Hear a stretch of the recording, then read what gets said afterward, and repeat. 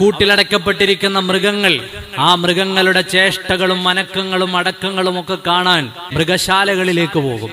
ഒരു കൂട്ടം മൃഗങ്ങളെ അടച്ചിട്ടിട്ട് അതിന്റെ ചേഷ്ടകളെല്ലാം കാണുക. ഇന്ന് അതിന്റെ മറ്റൊരു രൂപം, സമൂഹത്തിലെ ഒരു കൂട്ടം മനുഷ്യരെ കൊണ്ടുവന്ന് കൂട്ടിവെച്ചിട്ട് അവരുടെ അനക്കങ്ങളും അടക്കങ്ങളും കരച്ചിലുകളും തെറിവിളികളും സംസാരങ്ങളും എല്ലാം പുറത്തിരുന്ന് മനുഷ്യൻ കണ്ട് ആസ്വദിക്കുക.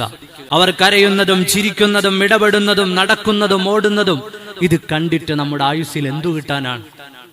ആലോചിച്ചു നോക്കൂ. ഇതെല്ലാം 24 മണിക്കൂർ സംപ്രേഷണം ചെയ്യുന്നു, 1 മണിക്കൂർ സംപ്രേഷണം ചെയ്യുന്നു. അതിന്റെ കട്ടിങ്ങുകൾ നമ്മുടെ ചെറുപ്പക്കാരുൾപ്പെടെയുള്ളവർ കണ്ട് ആസ്വദിക്കുന്നു. ഒരു കൂട്ടം മനുഷ്യരുടെ കരച്ചിലുകളും തെറിവിളികളും ആക്രോശങ്ങളും അവരുടെ ദൈനംദിന ജീവിതങ്ങളും ഒക്കെ കണ്ടിട്ട് നമുക്കെന്ത് ലഭിക്കാനാണ്? എത്രയോ കാലമായി ഇത്തരം റിയാലിറ്റി ഷോകൾ നമ്മുടെ കേരളത്തിൽ നടക്കുന്നു. അതിൽ നിന്ന് ഗുണകരമായ ഏതെങ്കിലും ഒരു കാര്യം നമ്മുടെ സമൂഹത്തിൽ ഉണ്ടായിട്ടുണ്ടോ?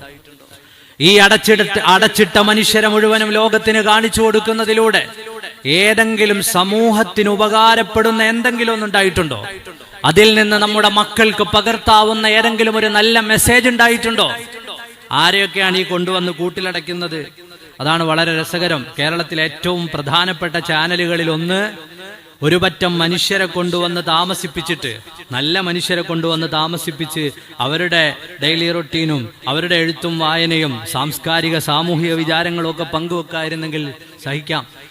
ഇത് സമൂഹത്തിൽ തിന്മ ഉൽപ്പാദിപ്പിക്കുന്ന ഒരു കൂട്ടം ആളുകൾ, എന്ത് എവിടെ പറയണമെന്നറിയാത്തവർ, സവർഗരതിക്കാരായ ആളുകൾ, ലെസ്ബിയൻ കപ്പിൾസ്, ഇങ്ങനെ തുടങ്ങിയിട്ട് സമൂഹത്തിനൊരു ഉപകാരവും ചെയ്യാത്ത യുക്തിവാദികൾ, സമൂഹത്തിന്റെ സദാചാര ബോധങ്ങളെ മുഴുവനും വെല്ലുവിളിക്കുന്നവർ, ഇങ്ങനെ ഒരു കൂട്ടം മനുഷ്യരെ കൂട്ടിലടച്ചിട്ട് അവരുടെ അനക്കവും മടക്കവും കരച്ചിലും കാറലും കീറലും ഒക്കെ സമൂഹത്തെ കാണിച്ചതുകൊണ്ട് സമൂഹത്തിന് എന്ത് ലഭിക്കാനാണ്? നമ്മുടെ നാട്ടിലെ വളർന്നു വരുന്ന തലമുറയ്ക്ക് എന്ത് ലഭിക്കാനാണ്?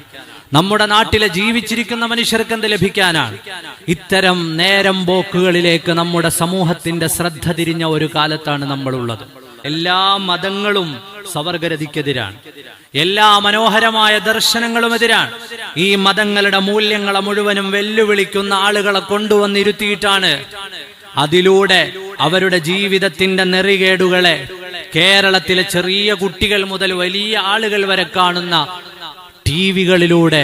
നമ്മുടെ മക്കളൊക്കെ ടിവി കാണുന്ന ആളുകളാണ്. പ്രിയപ്പെട്ട പിതാക്കളോട് എനിക്ക് പറയാനുണ്ട്, ഇത് കണ്ടിട്ട് ഈ തിന്മകളെ ഒക്കെ ലളിതവൽക്കരിക്കുന്ന ഒരു സാഹചര്യത്തിലേക്ക് നമ്മുടെ മക്കൾ പോവുകയാണ്. പൈശാചികമായ ഇത്തരം പ്രവർത്തനങ്ങൾ അത് നല്ലതാണെന്ന് തോന്നുന്നതിലൂടെ സമൂഹത്തെ വെല്ലുവിളിച്ചാൽ, സംസ്കാരങ്ങളെ ധിക്കരിച്ചാൽ നാളെ ഞങ്ങളെയും ടിവിയിൽ എടുക്കും എന്നുള്ള ഒരു കാഴ്ചപ്പാടുകൂടി